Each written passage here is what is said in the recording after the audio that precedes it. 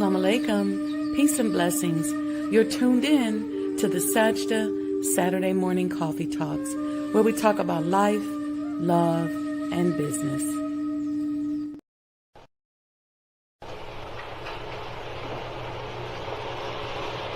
O Allah, guide me among those whom Thou hast guided aright, and preserve me among those whom Thou hast preserved, and befriend me among those whom Thou hast befriended.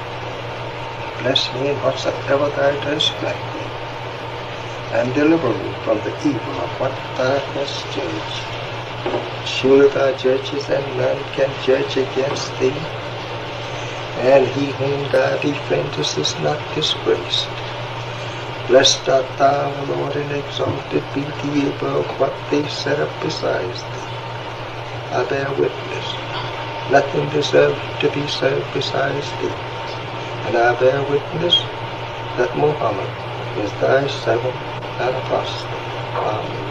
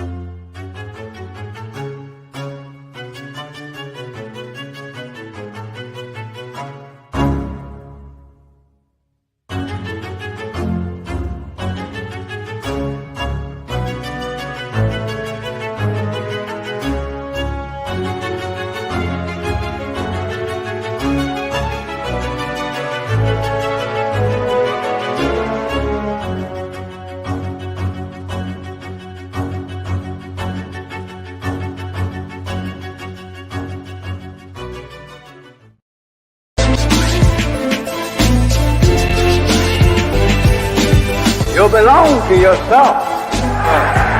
You're an independent people, created from the nation of free people. Yes, sir. You don't need to go nowhere but to yourself. Yes, sir. There will be a great separation. Yes, sir. So I said, it is on now. The college is meant to prepare you for your future.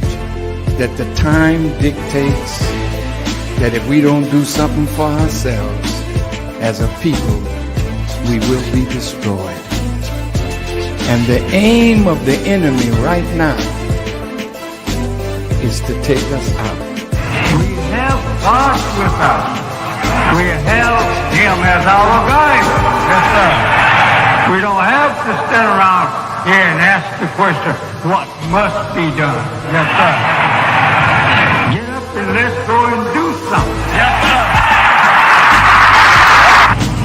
We cannot sit down. We cannot lay down. Yes, sir. We must get up. Yes, sir. And go to work.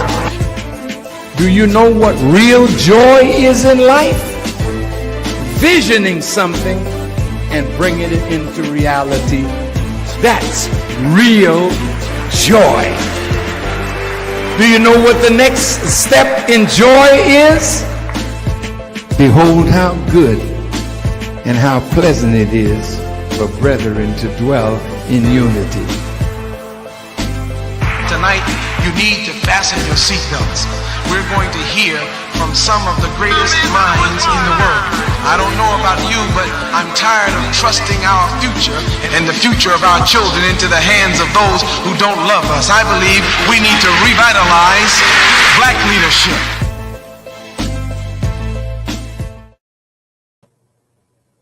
Assalamu alaikum, family. Peace and blessings. Peace be unto each and every one of you. I'm a little discombobulated today, huh? Look, let me tell y'all something. I'm so ready for today. Fasten your seatbelts because I got some information that literally was downloaded to me this morning. Literally. Anyway, so welcome to the Sajda Saturday Morning Coffee Talk series on the proper handling of people. This is based upon the book and subject taught by the Honorable Elijah Muhammad.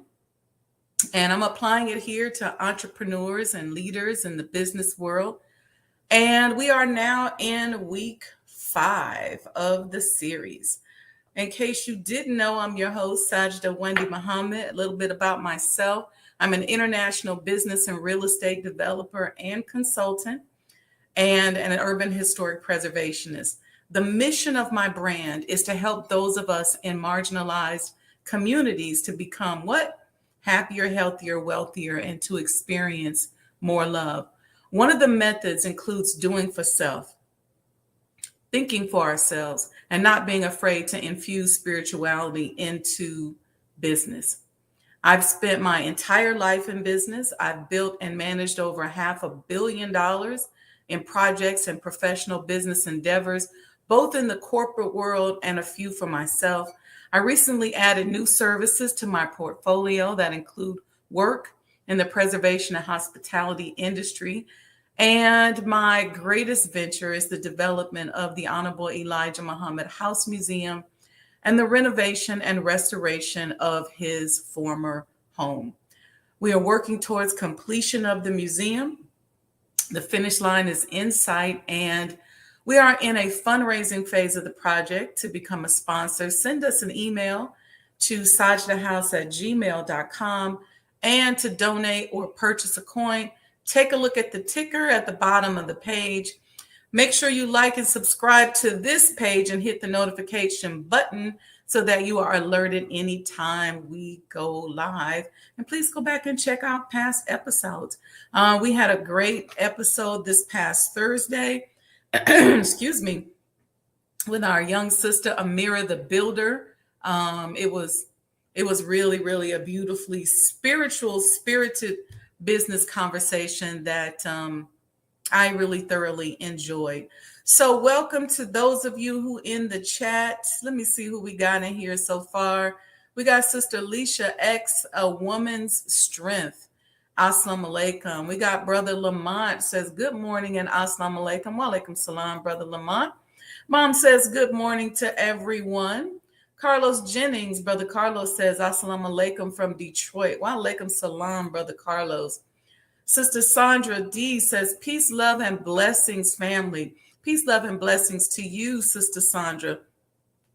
Sister Don Rashay Muhammad, one of our Sajda House experience reps, says, assalamu alaikum. Wa alaikum salam, Sister Don.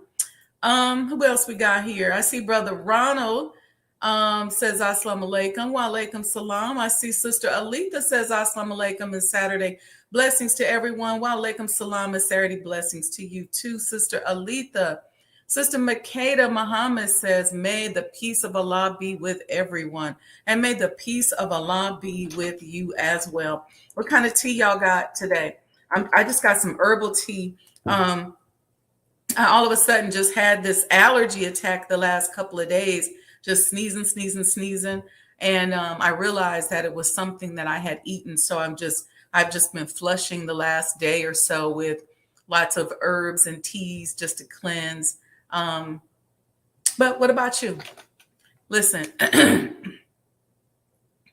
I want to begin today with a phrase that dropped into my consciousness this morning. That phrase is Allah's power is manifested in the destruction of falsehood. That's the title of section 3 from Surah 53, which is entitled The Star. You see, it is important that we work on ourselves and focus on healing because we are living in the days of manifestation where God has come to make himself known to the world.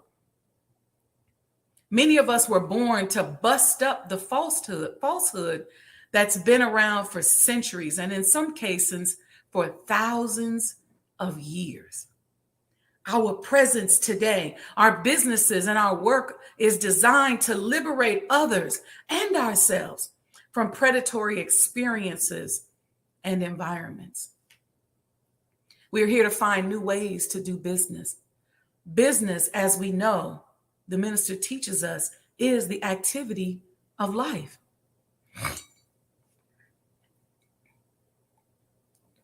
Now that may sound too big and too lofty and too religious for some of you. And you can't see how this relates to proper handling of people. But you see, you and I have been prayed for and prepared to make a difference and bust up those old models of falsehood. And we are sitting on our jobs or in our businesses frustrated because somehow it seems as if we are stuck. We feel like we're on a hamster wheel. We can't seem to get ahead. We just knew we'd be making millions by now, but we can't get past a certain point. You're trying to do for self, but it just ain't working. Maybe because you're promoting a business model that Allah has already said is out of here. Maybe you're promoting a business model that no longer works. Maybe you're in the field that you're in so that you can design a new way of doing things. Maybe you are more than a business person. Maybe you're an inventor. That's somebody's word right there. But you see, it's important that we clean ourselves up, not just physically, but we have to clean up the way we do things and the way we handle people and the way we think.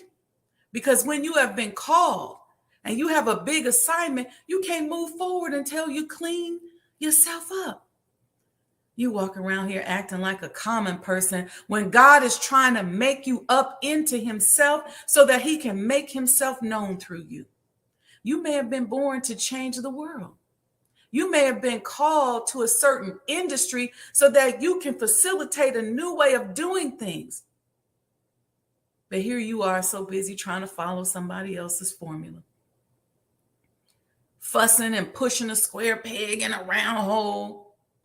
Following a business strategy that was designed to confine you and your people. Not understanding that the coming of God comes with the busting up of old business models. He told us that. You see, old business models no longer work. We live in a world today where old business models are being challenged every single minute of the day. New products and innovation are being introduced into the marketplace every day. But here you are, old school, submitting yourself to an old business model when you're supposed to be the one that Allah is going to give the new business model for your industry to. Look, take real estate, for example. No one would have thought 40 years ago that you'd be able to purchase real estate online.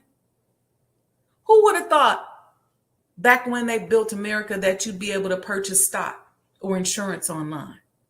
Remember when the insurance man used to come by or encyclopedia salesman would knock on the door? Well, we don't need that today. We can just buy the stuff online, for example. See, you don't have to be old to be old school in your thinking. And it's okay, because we were trained that way. Who would have thought that you could drive a car but never even go to the gas station? But what are we doing? What are you doing? The illusions that have been created in business and business methodologies are what have been used to prey upon vulnerable people for centuries. And as people become more aware Of course, the models have to change. But what are you doing? Still pushing up against that old business model, still trying to be a member of the old boys club. So here you are trying to push your divine, beautiful self into a business model that Allah has already deemed outdated and irrelevant. But here you are wondering why things aren't working out. Allah is busting up those business models today. His power is manifested in the destruction of falsehood. I want y'all to think about that. See, because tomorrow we're celebrating the Day of Atonement. See, we should already have been praying and working on atoning with ourselves as well. When's the last time you apologized to yourself for not being yourself? When is the last time you apologized and atoned with yourself for being other than yourself? Or are you steady trying to push that square peg in a round hole? You're not going to be successful like a lot of these other people in business if you have been called to make a difference. You got to clean yourself up and step up and make a difference. And I think that today's subject is so apropos for the proper handling of people series that we're engaged in. You got the Day of Atonement. You got the chapter 5 or episode 5, as we're calling it, of proper handling of people as part of the October 16th, 1995 Million Man March and its themes of atonement, reconciliation, and responsibility. The 8 steps in the atonement process were presented by the Honorable Minister Louis Farrakhan to promote peace and settle differences. How much peace are you promoting within yourself? Have you settled the emotional differences within yourself? Have you settled them in your family? Have you settled them in your businesses? Look, these steps, these 8 steps, can be utilized as leadership development in your business. They can be utilized as team building, and they can be utilized as overall personal development for your teams and your employee. Atonement is simply reparation for a wrong or injury. And many times in our businesses and organizations, there are the elephants in the room or issues that have gone unresolved and that prevent people from working together as a team, create deficiencies and ineffectiveness, and ultimately impact the bottom line of the business. Listen, let me tell you something. We are in a position where as we're working to build these businesses, we're pushing, we're fighting, and sometimes we're not always the best people. So this is a good time in our business for us to atone with our managers, atone with our business partners, atone with our employees. It's time. Let me give you the 8 steps. And my link is in the bio. You saw the commercial. If you'd like to see me come into your business and help you create these leadership strategies or to just consult your business, I'm happy to do that. Here are the 8 steps. Number 1, someone must point out the wrong. We walk around in business, we just walk past each other, not realizing that as the owner, you just cussed out your manager the other day. In fact about it, you keep cussing that person out. Or maybe some of the employees have done one another wrong, or maybe you overlooked something that a person did. There's something that you did wrong as an owner. Maybe there's something your managers did, something your employees have done, but somebody has to be confrontational enough in a respectful way to point out the wrong and say, you offended me. I didn't like it when you cursed me out when I didn't meet that sales goal. I didn't like it how you treated me when you gave everybody else a bonus but didn't give me one. This is a great tool for our businesses. Number 2, you got to acknowledge the wrong. You got to say, yeah, you know what? I acknowledge it. Number 3, you have to confess the fault, first to Allah God and then to those that you offended. Number 4, repentance, a feeling of remorse or contrition or shame for the past conduct that was wrong and sinful. All of this can be turned into a team building exercise. Number 5 is atonement, meaning to make amends and reparations for the wrong. Number 6, forgiveness by the offended party, to cease to feel offense and resentment against another for the harm done. Sometimes that's the hard part. We get so excited, like, I'm going to tell them, I'm going to say it today. They didn't give me my bonus, or they cut me short, or they did this or that. And when the person says, you know what I did? Here's your check. I'm sorry. Or you know what I did? I'm going to publicly apologize to you. You got to be willing to say, okay. Reconciliation and restoration is number 7, meaning to become friendly and peaceable again. Don't mean you got to go necessarily back to being a ace boon coon, but you got to be friendly and peaceable. And number 8, the perfect union with Allah, God, and with each other is where we need to focus. But I want to also say to us, because a lot of us are around here angry. Why are we angry? We're angry because certain doors in business and in life have been closed to us. But let me tell you something that I do. I thank Allah for every door he opened, and I thank Allah for every door he closes. Because oftentimes in the closing of those doors, it was either to give me time to learn, give the enemy time to exhaust their efforts, or maybe even turn me in the right direction. So I'm grateful for every door that's open and every door that's closed. And we as employees oftentimes are sitting up in our companies and we're resentful because nobody made us a manager. We're resentful because we didn't get certain levels of responsibility that we thought we were supposed to get. We're mad about it. This is a time for team building and atonement. All right, so what we're going to do is we're going to go to a quick commercial, and then we're going to jump right into chapter 5 of the proper handling of people. Don't go anywhere.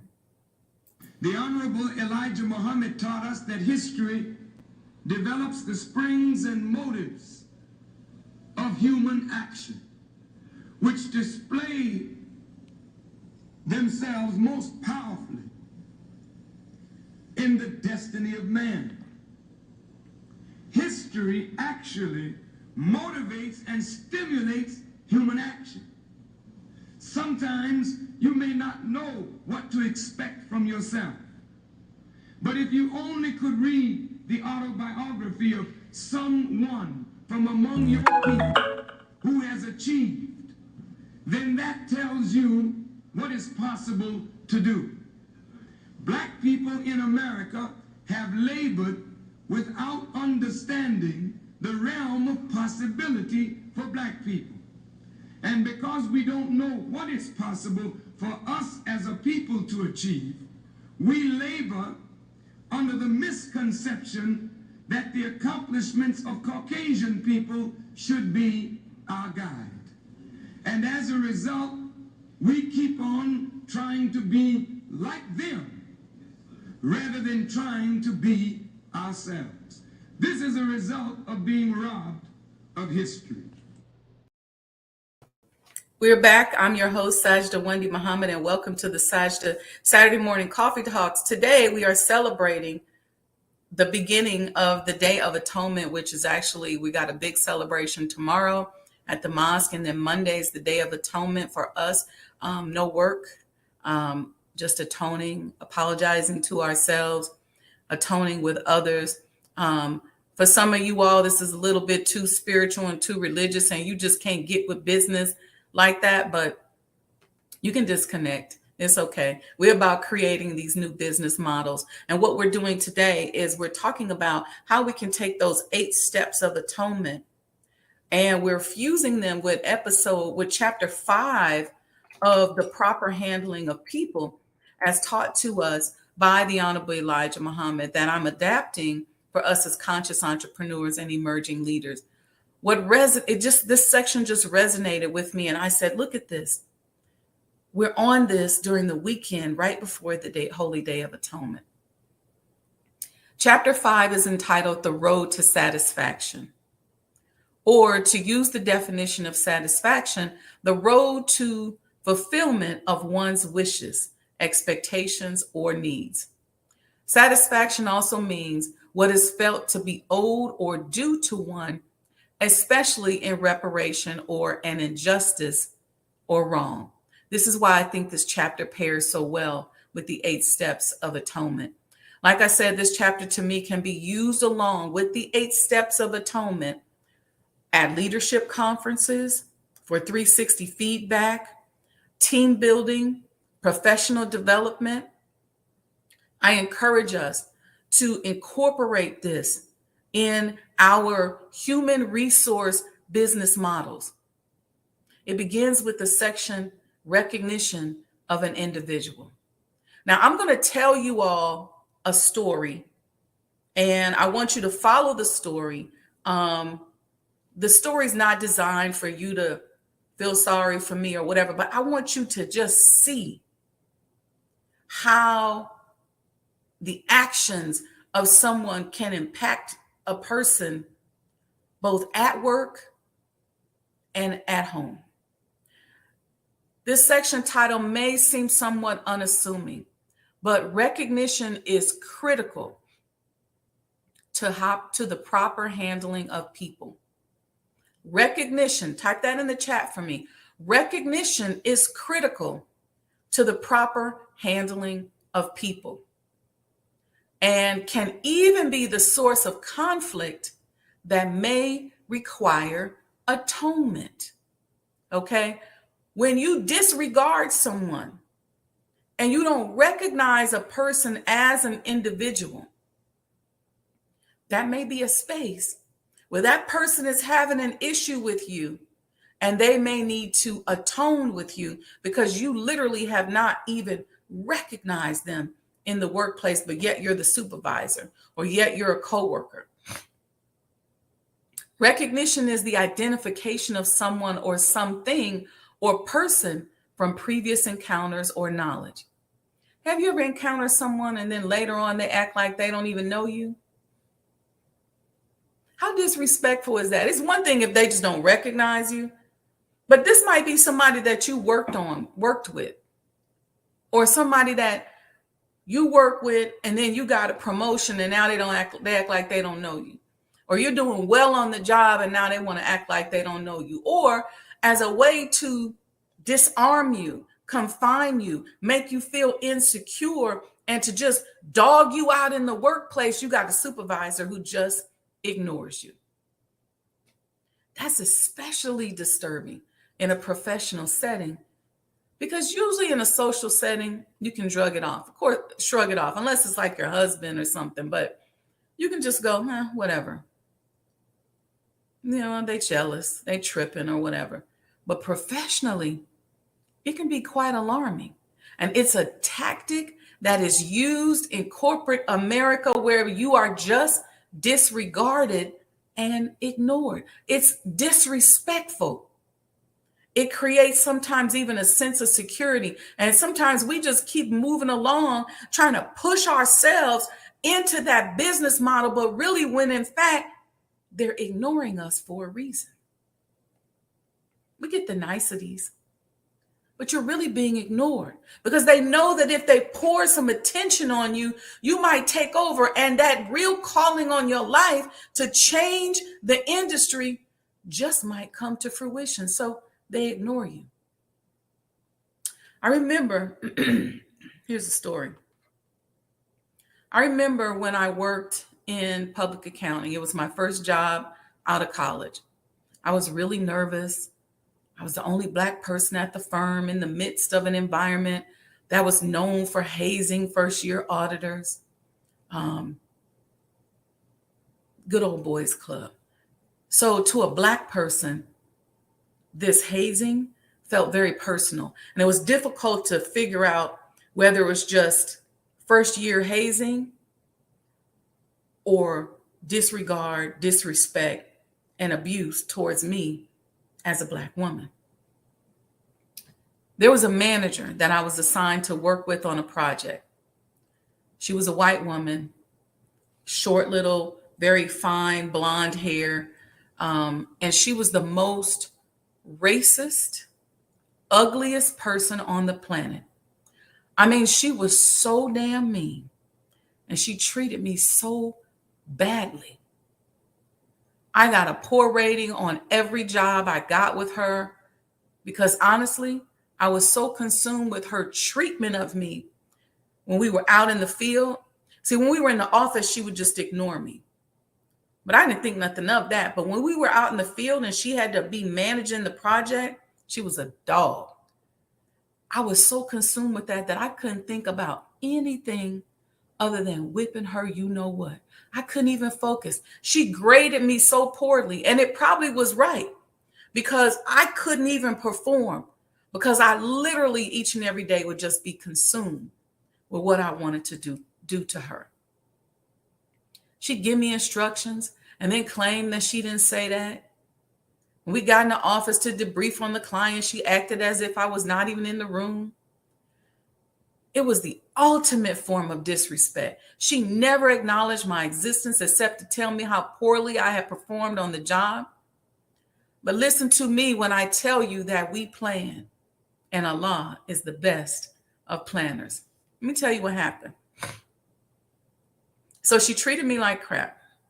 I was able to complain eventually to one of the partners who made sure that I was never on a project again with her because I think he was afraid that maybe some kind of lawsuit could be coming down the pipe. They conceded to hiring me a little bit under duress because I was offered the job in Chicago. Chicago told me they had to hire me in Indianapolis, and I had to go through some political means to get them to even talk to me. So I pushed my way into the door. So I was already in war mode, and I wasn't surprised by how I've been treated because I thought that was kind of how it was supposed to be. But anyway, this particular person, everybody else was relatively nice. But this particular person, I think they initially paired me with her because they figured there wasn't a lot of women. And I think they figured, well, okay, we'll pair. I think she presented herself like somebody who would be a nice person. But when I tell you she acted a whole backside in that office, rolling her eyes. If I had stuff that came out on the copier, she'd take it off and, dishevel it. She would scoff at me. And when I walked into a room, and literally she wouldn't respond to me. She wouldn't make eye contact with me in any meetings. And when she did, you know how she addressed me? She called me hun. You know how racist it is for a white person to go, hey, hun. Well, it can be racist. So one day, so all this went on, right? And so finally, I complained, went to HR, because I knew that I didn't have the tools to strategize around her. And the only thing I could think about was whipping this girl's butt. But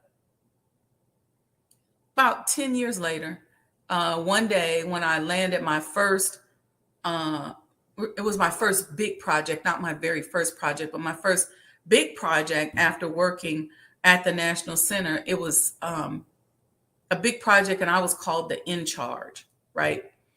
And the company had offices here in Chicago and in New Orleans.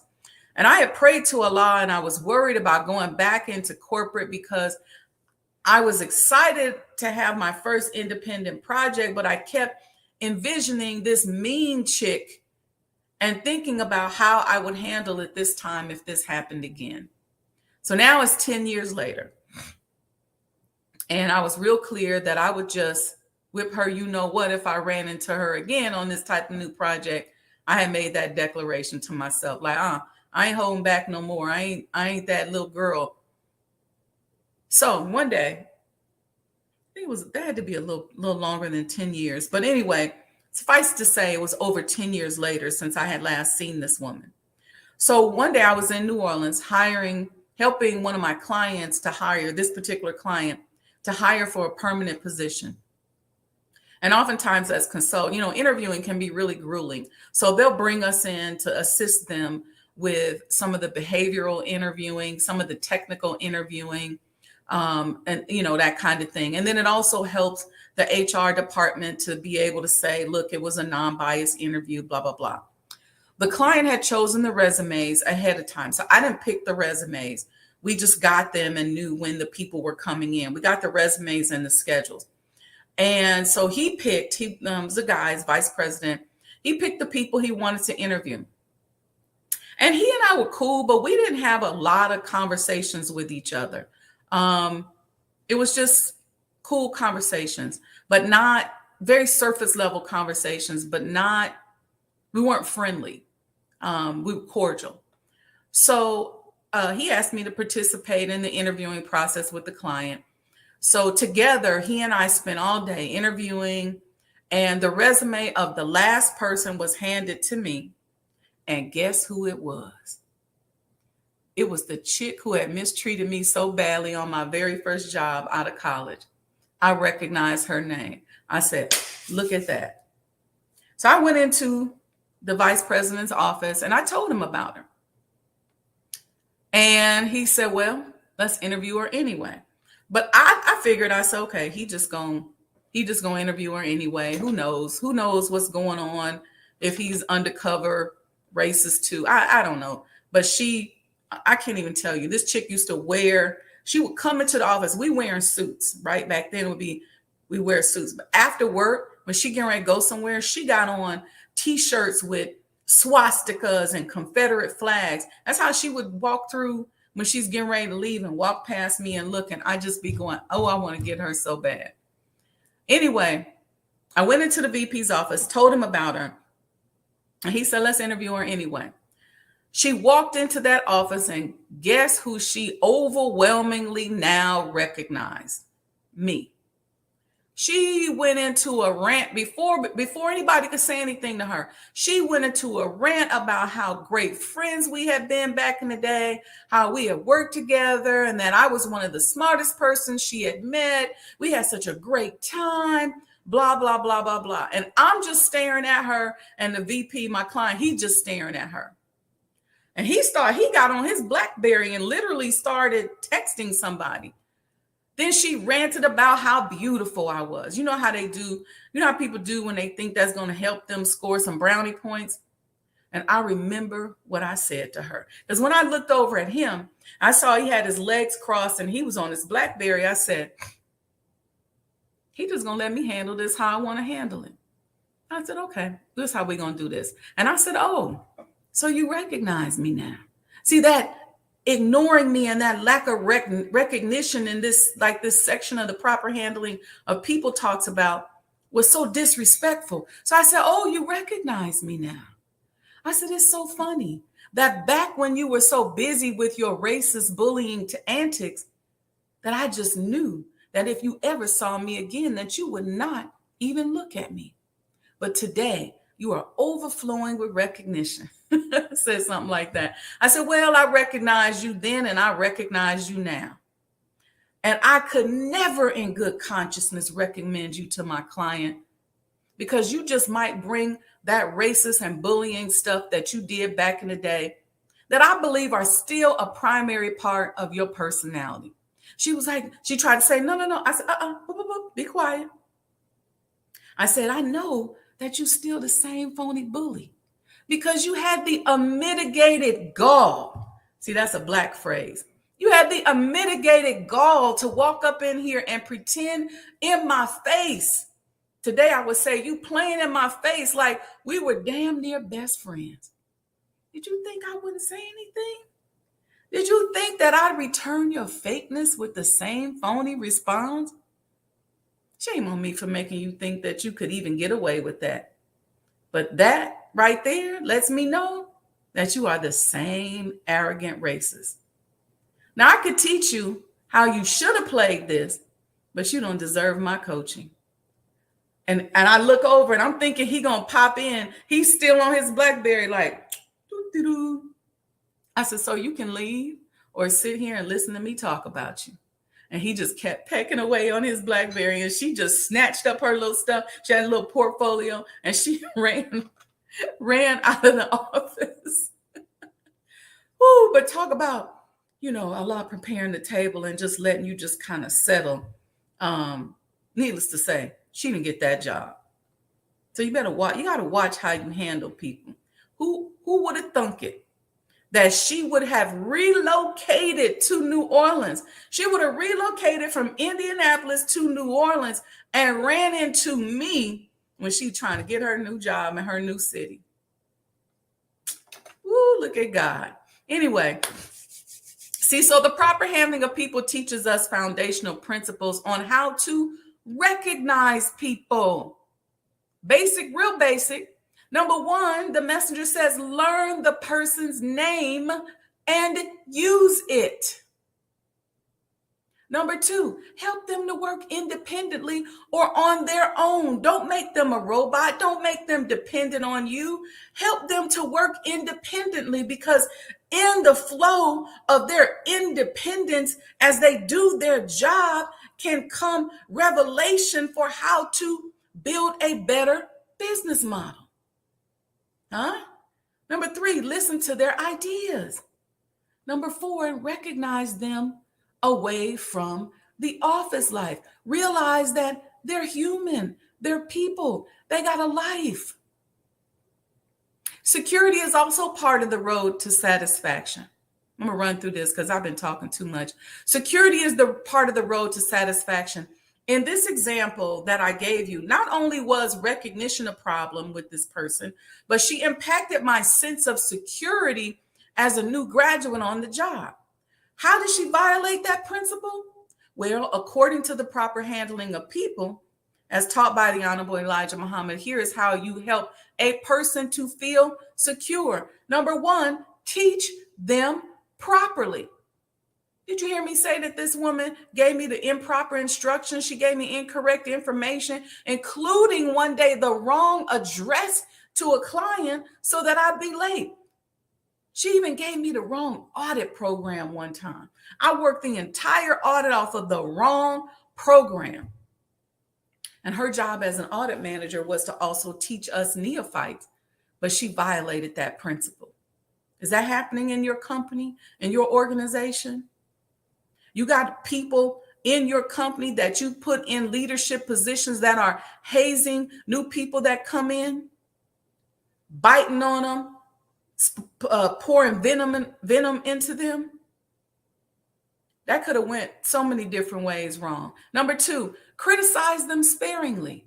She criticized me every chance she got, even when my mistakes were her fault, like giving me the wrong client address and causing me to show up late, and then not even giving me a security pass, so I had to stand at the door and wait for somebody to let me in.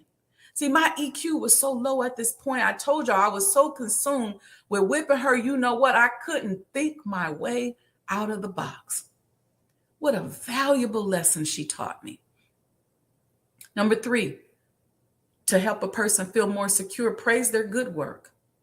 Number four, show them that their work is important. People want to know that they matter and that they're significant. Number five, make sure your instructions are clear and that they are understood. Engage in dialogue and even ask them to repeat the instructions back to you so that you know that the expectations are properly reconciled. The worst thing in the world is to be working at a company and have have a company and have your employees expect one thing and you expect something else, or vice versa. Number six, expect of them to provide incentive. Expect enough of them to provide an incentive, but not more than they can deliver. So you want to give an incentive, but don't make the goal so crazy and way out there that they can't meet it. And you know it, and you know they'll never meet the sales goal, so you know they'll never get that bonus.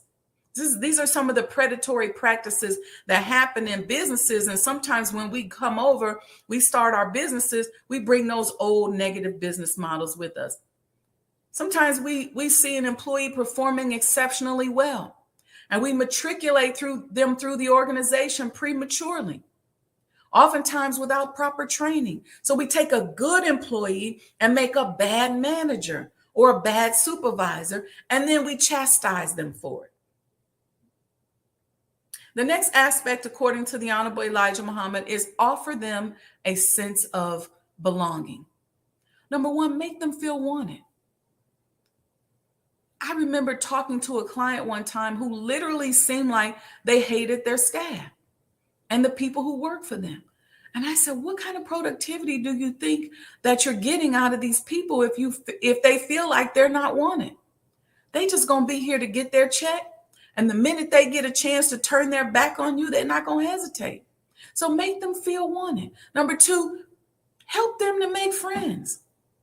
Edify your staff members to one another. Number three, point out their contributions to the group. And number four, make them feel like your business is a team and that they are a valued member of the team. Let's understand that there are four major issues that can severely impact our employees' contribution to the company. And you should spend time developing policies and procedures that support your employees in these key areas. A lot of companies will design their entire benefits package, if you will, around these four components. Number one, health. Are the work conditions safe and conducive to wellness, mentally, physically, and spiritually? Are they being bullied? Don't let workplace bullies spoil your employees. Don't allow them to abuse, and don't you abuse them or prey upon them mentally, physically, spiritually, or even sexually. Sexual predators run rampant in businesses and organizations, and they can quietly tear down your entire organization. Number two, finances. Try to offer an opportunity for your team to make extra money. Give them incentives and bonuses. Share the revenue. Share the blessings. Number three, offer assistance in mental health because their domestic affairs are important. And be someone that they can come to if they're experiencing some form of abuse outside of the office, or if they're going through something outside of the office. Care about them. And number four, be focused on what's going on in their heart. What are the affairs of their heart? What's happening with them? How can you support them? You may not be able to meet. You may have so many employees. You may not be able to meet with every single person, but you can offer benefits. The Honorable Elijah Muhammad called the next part the believer official agreement. But for the sake of those of us who are applying this to our business, let's call it your company's official agreement. Keep in mind that when you are building a business, you need people who can make a commitment to the development and growth of the business. And you have to create a safe, emotional environment in order for them to do so. Now, I'm not telling you to get so soft that people run over you. You got to have rules and boundaries. Part of love and part of building is setting up rules, setting up boundaries, having policies and procedures, but make sure that the work environment is safe. Because you may be opening a business and it may not be the same as working downtown on a cushy job with a corner office. So offering additional incentives and helping employees to access experiences that they would not get in a corporate setting is key. See, when we work in the corporate world, our jobs descriptions are very defined. And unless we're at a startup, we pretty much will only just do that, group of tasks. But at a startup, especially in Black businesses, listen, you may get an opportunity to do things that you never would have done were you working in a very strict, large corporate environment. So here is the agreement. Number one, the welfare of the group or company comes first. This is so important because business warfare is real. And as a budding business, you will likely be challenged by vendors, customers, competitors, and even your own employees. It's important that your team understands that they must protect you and the company against those constant threats, even if it's nothing more than simply letting you know that something ain't right. They should always have the ongoing concern of the business in the forefront of their minds. Number 2, the executives or managers should lead the group and be responsible for its welfare. Leadership must be strategizing and thinking at all times. It's so easy to sit back and let your ego take over, thinking that things are running on automatic pilot or turning the department or team into your little kingdom. But then you're not creating that safe environment so that you can grow the company and you can change that business model. Number 3, the employees should follow the official's lead and obey instructions. Do you know how difficult it is for some people to follow instructions? Do you know that some people are not comfortable with Black authority or female authority, for example? Did you know that this is a blind spot for a lot of people who don't even realize that this is a problem for them? These people will oftentimes, they'll reinvent the wheel. You give them instruction, they're over there doing what they want to do instead of following the instructions. They'd rather do it their way than follow your instructions. I can't tell you how common this is. They will undermine you and talk against you as soon as you turn your back. So this agreement has to be in place. And the way you make the agreement in place that they should follow the official's lead is you got to build that into the policies and procedures. Insubordination, while sometimes it might be subjective, can be the vein of the no, I won't say the vein. It could be the downfall of the company. And let me tell you, I cannot tell you how rampant it is in Black organizations, because a lot of people are getting used to being leaders and a lot of people are getting used to Black leadership. Number 4, everyone should do what they can to make it advantageous to be a part of this company. So I like to utilize and have other team members, if they got the right spirit, to be the welcome person for that new employee. Sometimes I like allowing other employees to be interviews, to participate in interviewees, I should say. Why? Because it's good for them to pick their team member sometimes. So these are all kind of different techniques. I'm rushing through this last part because we need to get out of here. So what do we do as owners and leaders, and what do we owe our employees? We owe them the ability to do our jobs. We must take responsibility. We have to be fair, and we have to focus on the advancement of the welfare of the group. That your employees have to see you working to maintain the ongoing concern of the business, because what are they thinking about? Am I going to have a check 6 months from now? So they don't want to see you engaging in destructive behavior. Remember that Allah's power is manifested in the destruction of falsehood. So bigger than these techniques we talked about, you just might be that industry disruptor that's going to change the business model that will change the world. It's happening every single day in business, every single day. All right, y'all, that was episode 5 of The Proper Handling of People. Let me see your feedback in the chat. Let me know your thoughts. I see y'all with lots of emojis, so everybody must be thinking, yeah, Brother Lamont said, my story was the ultimate revenge. Allahu Akbar. Yeah, Allah set that up, because I couldn't have done that. I couldn't have done that better. All right, family. So remember, I seen somebody in the chat say tomorrow they're going to apologize to yourself. Why don't you just take a minute after we end this podcast to just do some work on yourself? Before we start the atonement process with others, let's atone with ourselves.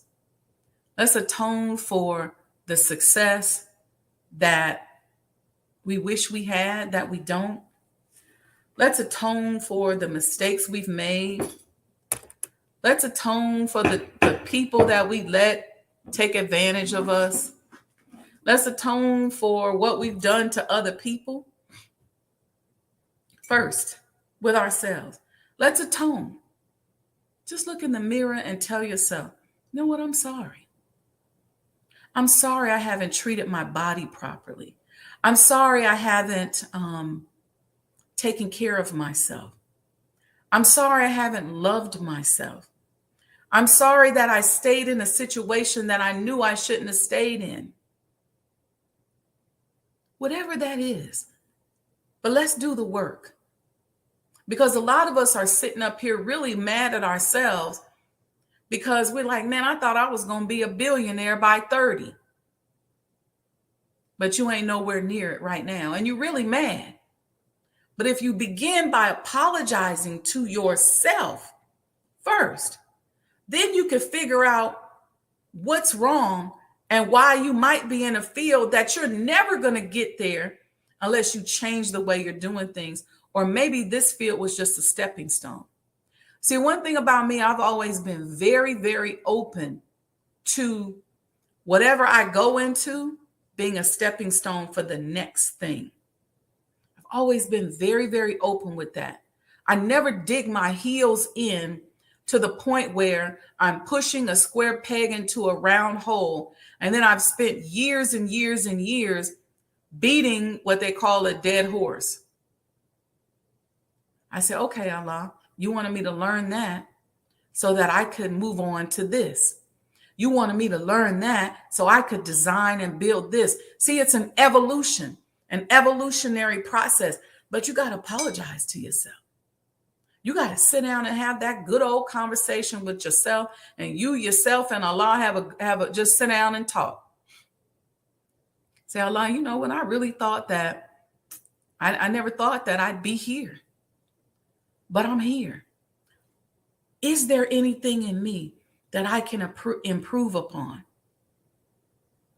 to get me up out of this situation? What can I do better?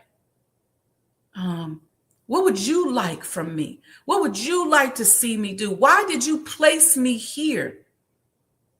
What do you want? Because I want to make your wants my wants. I want your desire to be my desire. How can I reconcile that? What can I do? What am I doing, if anything? And if I'm not doing anything wrong, if I'm not off the mark, help me to settle in with what you want me to see. But take that time to do that work on yourself. Write down your goals. Make a vision board. I'm pointing to my vision board as if you all can see it. Make a vision board. What is it that you want to focus on? And there's nothing wrong with that vision board changing. Sometimes you can create a micro vision board. You may have a big vision board, but you say, you know what? Right now, what I need is love. Or right now, what I need is money. Or right now, what I need is X, Y, Z. And then you create that micro vision board around that micro goal. But apologize to yourself. And look yourself in the mirror and say, I'm sorry and I love you. Take yourself through those 8 steps of atonement and atone with yourself. See, a lot of us are carrying stress. We're carrying excess weight because we're uncomfortable with ourselves. I've been there myself personally, where I endured something for years and years and just kept pushing until I just said, I didn't even know that the pressure was so great until Allah showed me what he really wanted me to be doing. And then I said, oh my God, how did I miss that? And I had to forgive myself and say, it's okay. So with that, family, listen, I love you all. Happy Holy Day of Atonement. You know, my goal is to help us become what? Happier, healthier, wealthier, and experience more love. I want to see us get closer to God. I want to see us walk in our purpose, build these businesses that can usher in a fairer and a new way of life for everybody. Because guess what? When you build that really sharp, innovative, fair company, people from all walks of life are going to come and want to work for you and work with you and support you. And you want to make sure that you're fair, that you're not repeating the same hateful, predatory practices. Just a thought. All right, y'all, don't chip and dip me today. Y'all see the Cash App going across the bottom. Y'all see the donations for the Sajda House. Make sure you support. Make sure you are get your name written down in history. Support the completion of the Honorable Elijah Muhammad House. Y'all see y'all sister over here in labor and the baby is stuck in the birth canal. And I need y'all to help me push. All right. So make a donation and enjoy your holy day of atonement. Peace and blessings, family.